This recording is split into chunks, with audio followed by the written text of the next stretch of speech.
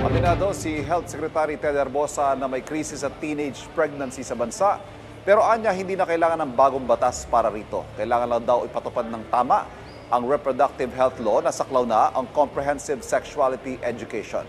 May unang balita si Jonathan Andal. Hindi kailangan ng bagong batas kontra teenage pregnancy, ayon mismo kay Health Secretary Ted Herbosa.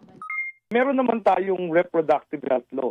Ang importante ay maturuan natin ang lahat ng ating mamamayan na ang problema ay yung unplanned pregnancies at ang pagtaas ng mga namamatay dahil sa panganganak. Sabi ni Herbosa, nasa RH law naman ang CSE o Comprehensive Sexuality Education. Kailangan lang daw itong ipatupad ng tama.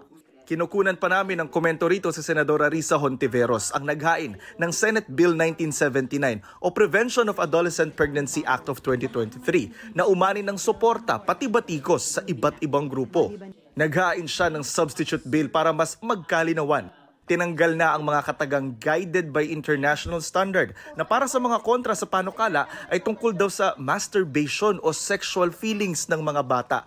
Nilinaw na rin sa substitute bill na 10 years old pataas lang ang bibigyan ng comprehensive sexuality education at 16 years old pataas lang ang maaaring magka-access sa contraceptives kung may parental consent. Isa sa umaasa sa panukala ni Hontiveros ang grupong The Forum for Family Planning and Development. May problema raw sa pondo ang sex education sa ilalim ng DepEd. Ang kaya lang ng DepEd nitong nakaraang administration ay 3 region lamang nila niro-roll out ito. Yung mga ibang region gumagawa ng sariling effort nila on their own.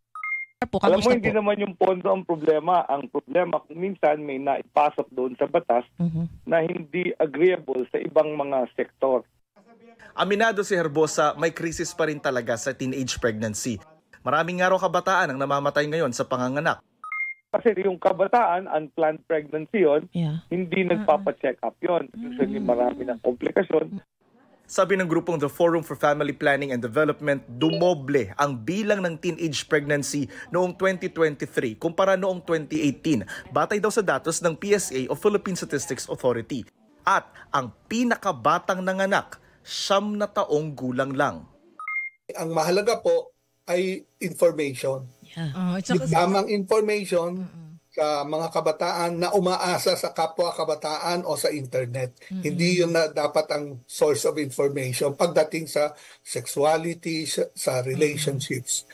Isang mahalagang role po ito ng magulang. Pero kung hindi nagagawa ng magulang, mga eskwelahan. Itong unang balita, Jonathan Andal para sa GMA Integrated News. Kapuso, huwag magpapahuli sa latest news and updates. Mag-iuna ka sa balita at mag-subscribe sa YouTube channel ng GMA Integrated News.